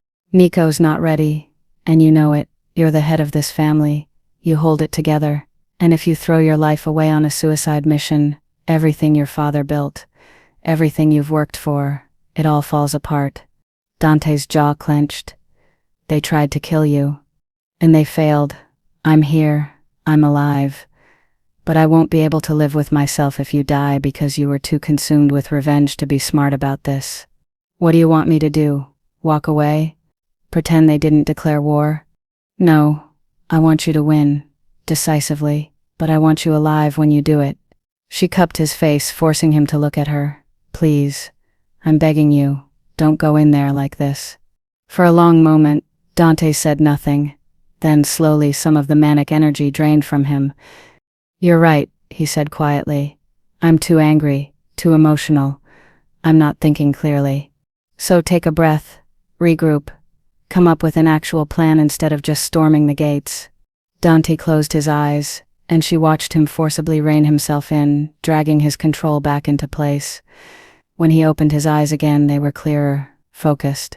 Okay, he said. Okay, you're right. He pulled out his phone and made a call. Stand down. Repeat, stand down. Maintain perimeter, but no one moves until I give the order. Because I said so, just do it. He ended the call and looked at Lucia. There's a smarter way to do this. What's that? Force Giovanni to come to me. On my terms, my territory. His expression turned calculating. He thinks he has the advantage because he attacked first, but he also just showed his hand. He's desperate, afraid of losing power to me. I can use that. How? By making him look weak in front of the other families. By proving that, even with the element of surprise, he couldn't take me down. Dante's smile was sharp and dangerous, and by taking something he values more than territory or power. What's that? His pride. 30 minutes later they were back at the Salvatore estate, and Dante was on a conference call with the heads of all 5 families. Lucia sat beside him, her hand in his, as he laid out his case with cold, methodical precision. Giovanni Moretti attacked my home tonight, Dante said, his voice carrying absolute authority. He sent armed men into a civilian building, detonated explosives in a residential area, and attempted to murder my wife. These are not the actions of a man defending his territory. These are the actions of a terrorist. Strong words, Salvatore, Castellano said from his end of the line. Do you have proof? I have the bodies of his men in my penthouse lobby. I have security footage of the attack, and I have testimony from survivors. Dante's hand tightened on Lucia's. More importantly, I have patience. I could have retaliated tonight. I could have razed the Moretti compound to the ground and salted the earth where it stood. But I didn't. Why not? That was Russo, sounding genuinely curious. Because I'm not an animal. I believe in the rules that govern our world, the codes that have kept the 5 families from destroying each other for generations. Dante leaned forward. Giovanni violated those codes tonight. He attacked civilian infrastructure. He targeted a non-combatant. He escalated a business dispute into attempted murder. What are you proposing? Vitali asked. A formal hearing. Tomorrow night. All 5 families present. Giovanni presents his case for why he believes he's entitled to my territory. I present evidence of his crimes, and the families vote on the appropriate response. There was silence on the line. You're asking us to judge one of our own, Castellano said finally. I'm asking you to uphold the laws that keep this city from descending into chaos. If Giovanni can attack my home with impunity, what's to stop him, or anyone from attacking yours next? More silence. Then Russo spoke. He has a point. We can't set a precedent that attempted assassination is an acceptable business tactic. The Vitalas agree, said their representative. A formal hearing is appropriate. Castellano? Dante prompted. A long pause. Fine. Tomorrow night, neutral ground. The club in Midtown, 7 o'clock. Giovanni will be there, or he'll be considered in violation of family law. Agreed, Dante said. Thank you, gentlemen. He ended the call and immediately pulled Lucia into his arms, burying his face in her hair. I almost lost you today, he said, his voice muffled. When I got the alert that the penthouse was under attack, I couldn't breathe, couldn't think. All I could see was you, hurt or worse, and I'm here. I'm okay. She pulled back to look at him. We're both okay. Because you talked me down from making a catastrophic mistake. His hands framed her face. I would have gotten half my men killed tonight. Would have started a war that could have consumed the entire city, all because I was too angry to think. You would have figured it out. No, I wouldn't have. Not without you. He kissed her forehead. You're not just my wife, Lucia. You're my conscience, my anchor. The thing that keeps me human when this world tries to turn me into a monster. You're not a monster. I could be, easily. I've come close more times than I can count. His eyes were dark, haunted, but you make me want to be better, to find solutions that don't involve bloodshed, to build something that lasts instead of just destroying everything in my path. So what happens tomorrow? Tomorrow I prove to the other families that Giovanni Moretti is a liability, that he's unstable, dangerous, and willing to violate every code we live by to get what he wants. Dante's expression hardened, and then I watched them strip him of his power and his territory piece by piece. You're going to destroy him. Not with violence, with words, with evidence, with the very system he thought he could manipulate to his advantage. Dante smiled, cold and satisfied. I'm going to beat him at his own game, and he's going to spend the rest of his life knowing that he lost everything because he underestimated me. And Sophia will learn a very painful lesson about the consequences of lying to the 5 families. His thumb stroked her cheek. No one threatens you and walks away unscathed. No one. The next evening, Lucia stood in front of the mirror in Isabella's guest room, adjusting the severe black dress she'd chosen for the occasion. She looked like she was going to a funeral, which in a way she was, Giovanni Moretti's funeral, even if he'd still be breathing at the end of it. You don't have to come, Isabella said from the doorway. This kind of meeting, it's not pleasant. There will be anger, accusations, possibly violence. I need to be there, for Dante. He'd understand if you stayed here. But I wouldn't. Lucia turned to face her mother-in-law. Giovanni tried to kill me yesterday. I'm not hiding from him today. Isabella's expression softened with approval. You're braver than I was at your age. When Dante's father faced his enemies, I stayed home and prayed. You stand beside your husband and dare them to try again. Is that what I'm doing? That's exactly what you're doing. And it's magnificent. Isabella crossed the room and took Lucia's hands. Whatever happens tonight, remember this. You are a Salvatore. You belong in that room just as much as any of those men. Don't let them make you feel otherwise. Even though I've been part of this family for less than 2 weeks, even though blood doesn't make family, loyalty does, and you've proven your loyalty 100 times over. She squeezed Lucia's hands. Now go show them what happens when they threaten a Salvatore wife. The club was packed when they arrived, all 5 family heads present, along with their advisors, their lawyers, and their most trusted men. The atmosphere was electric with tension. Giovanni Moretti sat at one end of the long conference table, Sofia beside him, both of them radiating smug confidence. Until Dante walked in with Lucia on his arm. The smile slid off Sofia's face. Giovanni's expression turned thunderous. She shouldn't be here, Giovanni said immediately. This is family business. She is family, Dante said calmly, pulling out a chair for Lucia directly across from Giovanni. She's my wife. She was the target of yesterday's attack. She has every right to be present. I agree, said Castellano from the head of the table. Mrs. Salvatore stays. Now shall we begin? What followed was 3 hours of the most brutal verbal combat Lucia had ever witnessed. Giovanni presented his case that Dante had violated family honor by rejecting Sofia, that the marriage to Lucia was born of lust rather than strategy, that Dante's youth and impulsiveness made him unfit to control such valuable territory. Dante countered with evidence, security footage of the attack on the penthouse, testimony from survivors, forensic reports proving the explosives came from Moretti suppliers. He dismantled every one of Giovanni's arguments with cold, surgical precision. But the killing blow came from an unexpected source. I have one more piece of evidence, Dante said, sliding a folder across the table to Castellano. Financial records showing that Giovanni has been skimming from the family's collective fund, the account we all contribute to for mutual protection and emergency support. He's stolen over $2 million in the past year alone. The room went dead silent. Castellano opened the folder, his expression darkening as he reviewed the documents. He passed them to Russo, who passed them to Vitali.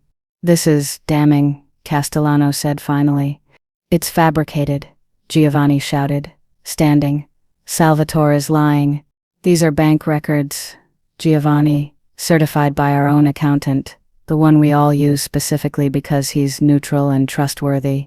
Castellano's voice was ice. Are you suggesting he's lying? Giovanni's face was purple with rage. This is a setup. Dante planted this evidence. Actually, said a new voice from the doorway, I provided the evidence. Everyone turned. Antonio Moretti stood there, looking pale but determined. Antonio? Giovanni stared at his son in disbelief. What are you doing? What I should have done years ago, stopping you before you destroy our entire family. Antonio walked into the room and Lucia realized he was carrying more folders. My father has been embezzling from the collective fund, yes, but he's also been running illegal operations without family approval, human trafficking specifically, something explicitly forbidden by our codes. He dropped the folders on the table in front of the family heads. I have testimony from the women he trafficked, financial records of the operation, even communications between my father and his partners. Antonio's voice shook slightly. I'm aware that coming forward like this is unusual, but I won't let my father drag the Moretti name through the mud any longer, and I won't let innocent people suffer for his greed and his obsession with destroying Dante Salvatore. The room exploded. Giovanni lunged at his son, but his own men held him back. Sofia was screaming about betrayal. The other family heads were shouting questions at Antonio. Through it all, Dante sat perfectly still, his hand covering Lucia's on the table. He hadn't known Antonio would do this. That much was clear from his expression. But he wasn't about to look a gift horse in the mouth. Castellano finally restored order by slamming his fist on the table. Enough. This is a disgrace. Giovanni Moretti, you stand accused of embezzlement, unauthorized criminal operations, and attempted murder. How do you plead? This is a coup. Giovanni spat. My own son turning against me. How do you plead? Giovanni's jaw worked. Finally not guilty. Then we vote. Castellano looked around the table. All in favor of finding Giovanni Moretti guilty of crimes against the 5 families. Every hand went up, even Sophia's, after a moment of hesitation and a poisonous look at Giovanni. It's unanimous. Castellano's expression was grim. Giovanni Moretti, you are hereby stripped of your position as head of the Moretti family. Your assets are seized, your territories redistributed among the families, and you are exiled from New York. You have 24 hours to leave the city. If you're found here after that, the bounty on your head becomes active. You can't do this. We just did. Castellano turned to Antonio. Antonio Moretti, in light of your cooperation and your efforts to uphold family law, the families recognize you as the new head of the Moretti organization. Do you accept this responsibility? Antonio swallowed hard. I do. Then it's settled. Castellano stood. This meeting is adjourned. Giovanni, I suggest you start packing. Outside in the cool night air, Lucia finally allowed herself to breathe. It was over. Giovanni Moretti was finished. Disgraced, exiled, powerless. And Dante had won without firing a single shot. You okay? Dante asked, his arm around her waist. I think so. That was intense. That was justice. This world's version of it, anyway. He guided her toward the waiting car. Antonio surprised me. I didn't think he had it in him. Maybe he's tired of living under his father's shadow. Or maybe he's smarter than anyone gave him credit for. Dante helped her into the SUV. Either way, he just earned my respect, and possibly saved this city from a bloodbath. As Marco pulled away from the curb, Lucia looked back at the club, where Giovanni Moretti was being escorted out by his former men, his face twisted with rage and humiliation. She should have felt triumph, satisfaction. Instead, she just felt tired. Is it always like this? She asked quietly. The politics, the betrayals, the constant power struggles. Usually, yes. Dante pulled her close. But it's also family dinners and traditions, and moments of genuine connection. It's complicated, Lucia. It always will be. I know. Do you regret it, marrying into this life? She thought about it, really thought about it. 2 weeks ago, she'd been a chef from Bensonhurst with simple dreams and a straightforward life. Now she was married to a crime lord, had survived an assassination attempt, and had just witnessed the fall of a MAFIA dynasty. Her life was unrecognizable. But when she looked at Dante, at the man who'd been willing to start a war to protect her, who'd shown her vulnerability and strength in equal measure, who loved her with an intensity that still took her breath away, she knew her answer. No, she said. I don't regret it, not for a second. His smile was soft, genuine, good, because I'm never letting you go.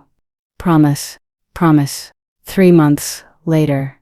Lucia stood in the kitchen of Romano's trattoria, her hands covered in flour, watching her sous chef plate the evening special with critical eyes.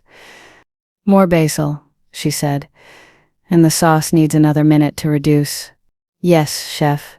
The restaurant was thriving. With Dante's financial backing and her culinary vision, they'd renovated the entire space, hired a full staff, and earned a glowing review in the Times. Reservations were booked solid for the next 2 months. Her father, sober now and working as the front-of-house manager, poked his head into the kitchen. Lucia, your husband's here. Should I seat him at the usual table? Please. And tell him I'll be out in 20 minutes. She finished overseeing the dinner service, changed out of her chef's whites, and found Dante at their corner table looking completely out of place in his 3-piece suit among the casual neighborhood diners. But He was smiling. "How was service?" he asked, as she slid into the seat across from him. "Crazy. We're completely packed. I think we're going to need to expand the kitchen." She reached across the table and took his hand. "How was your day?" "Productive. Antonio and I finalized the territory agreements. Moretti's keep most of Brooklyn. We take parts of Queens. Everyone's happy." He grinned. "Well, everyone except the Castellanos, but they're never happy." "Politics?" "Always." He lifted her hand to his lips. "But I'm done talking about work. Tonight is about celebrating." "Celebrating what?" 3 months married. Still alive. Still in love. That's worth celebrating in this world. Lucia's heart swelled. "I love you." "I love you too, Mowgli." His eyes were soft, warm, completely focused on her. "Thank you." "For what?" "For saving me. From myself. From this life. From becoming the monster I was afraid I'd turn into." He squeezed her hand. "You make me want to be better. Every single day. You do the same for me." "Then we're lucky." "We are." They had dinner, her father hovering like a proud parent, the staff sneaking glances at the infamous Dante Salvatore eating pasta like a normal person, and talked about everything and nothing. Plans for the restaurant, gossip about the families, Isabella's latest attempt to convince them to give her grandchildren. Normal things. Domestic things. The kind of life Lucia had never imagined when she'd walked into Dante's office to settle her father's debt. Later, back at the penthouse, rebuilt, and more secure than ever, Dante pulled her onto the balcony, overlooking the city. "I have something for you," he said, reaching into his jacket. "Dante, you already gave me a restaurant. This is different." He pulled out a small velvet box and Lucia's breath caught. "We're already married." "I know, but our wedding was a business transaction. I want to do this right." He opened the box, revealing a stunning emerald ring that matched her eyes. "Lucia Romano Salvatore, will you marry me again? A real wedding this time, with your family and mine, with vows we choose ourselves, with all the romance and tradition and meaning that our first wedding lacked." Tears spilled down Lucia's cheeks. "Yes, yes, of course, yes." He slid the ring onto her finger next to her wedding band, then kissed her with all the tenderness and passion and love that had grown between them over these impossible, dangerous, wonderful months. When they finally broke apart, Lucia was laughing and crying at the same time. "I can't believe you proposed. We're already married. And now we're engaged to be married again. I'm a trendsetter." He grinned, then turned serious. "I meant what I said 3 months ago, Lucia. You're my equal, my partner, the best decision I ever made. And I want the whole world to know it." "The whole world already knows it. You literally had it printed in the Times." "That was a wedding announcement. This is different. This is me choosing you every single day for the rest of our lives." His forehead rested against hers. "This is me promising that no matter what happens, what wars come, what challenges we face, what chaos this world throws at us, we face it together." "Together," Lucia agreed, her heart so full she thought it might burst. "Always."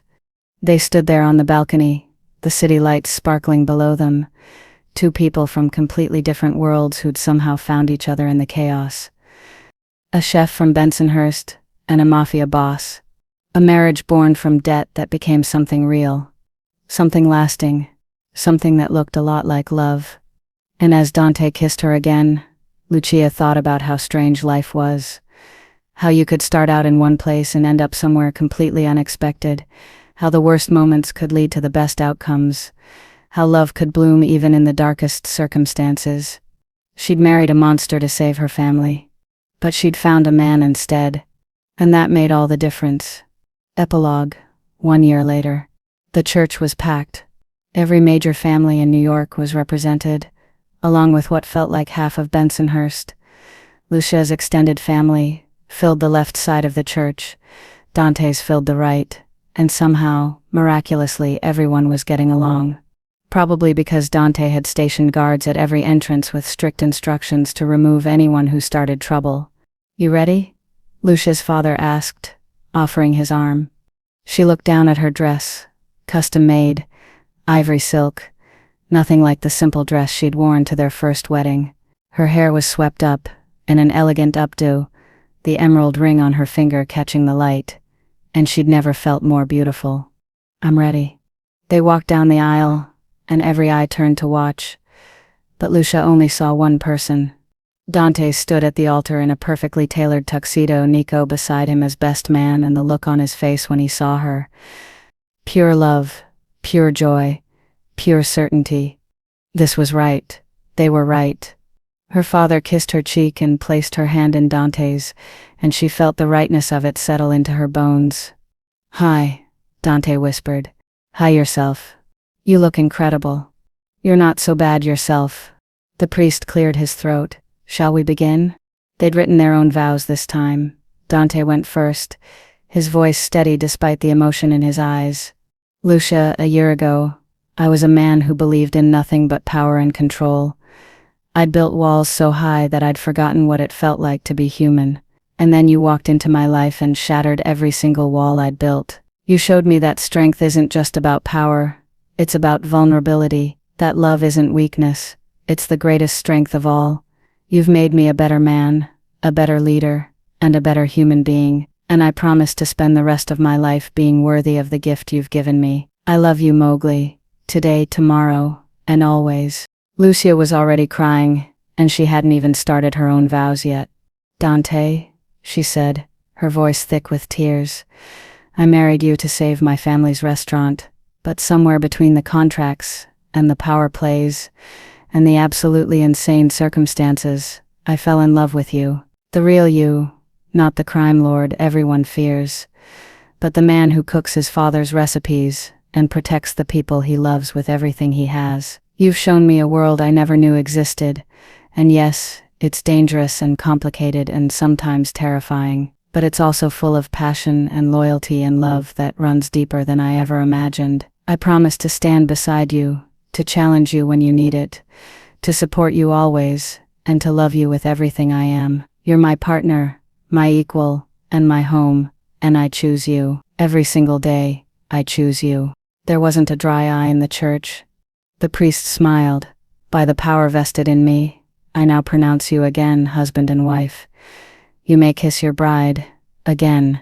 Dante pulled Lucia into his arms and kissed her like it was the first time and the last time and every time in between, and the church erupted in applause. At the reception held at the restaurant, of course, Lucia danced with her husband under string lights and stars, surrounded by family and friends and the life they'd built together. "No regrets?" Dante asked, as they swayed to the music. "Not one. You? Only that I didn't marry you sooner. We literally got married a year ago. Should have been 2 years ago. 3, a lifetime ago." He pulled her closer. "I would have searched for you in every lifetime, Lucia, in every universe. You're it for me.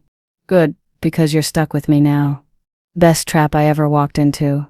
Later, as they cut the cake and toasted with champagne and celebrated with the people who mattered most, Lucia caught Isabella's eye across the room. Her mother-in-law raised her glass in a silent salute, her expression warm with approval and affection. "Welcome to the family," she mouthed. And Lucia realized that she finally, truly felt like she belonged. Not just to Dante, but to this strange, dangerous, wonderful world they'd built together. A world where a chef from Bensonhurst could marry a mafia boss and find not just survival but happiness. Where love could bloom even in the darkest places. Where the most unexpected beginnings could lead to the most beautiful endings. And as Dante spun her around the dance floor, both of them laughing, surrounded by the people who'd become their family, Lucia knew one thing for certain. She'd married a monster to save her family's restaurant. But she'd found her soulmate instead. And that was the greatest trade she'd ever made. The end. And there we have it, from forced marriage to true love, from business arrangement to real partnership, from survival to happiness. Dante and Lucia got their happy ending, Giovanni got his comeuppance, and everyone lived happily ever after. Well, as happily as anyone can in the mafia world. Thank you for reading The Debt.